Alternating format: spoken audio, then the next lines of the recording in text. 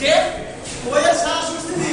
রুবির অবস্থা একেবারে খারাপ না হলে তো আরেকটাও ঘুমায় না এই কথা কয়ে জীবন বিপদে পড়ে আপনার দ্বারা আছি তারপরে কাছ থেকে পড়ে ও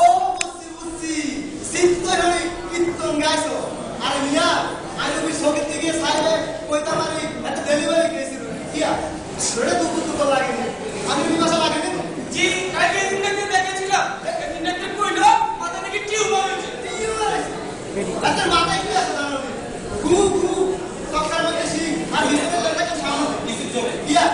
ভোক লাগেনি ভোক তুই দিন ধরে হয় না ঘুমানি ভালো হয় না মাথা ধরেনি মাথা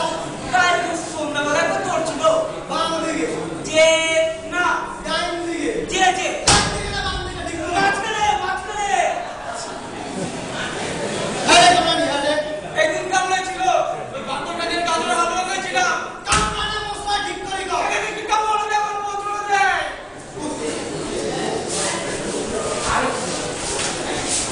ওকে ওষুধ দিয়ে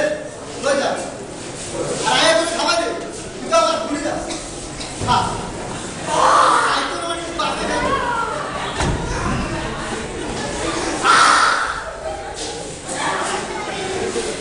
জানতে তো আমার ব্যাপারটা কি কোন বেটা 5 বছর দিয়ে থাকতে এই এলাকাতে টাকা দেরা আর 2 হাত কুইলেন খাবাইছে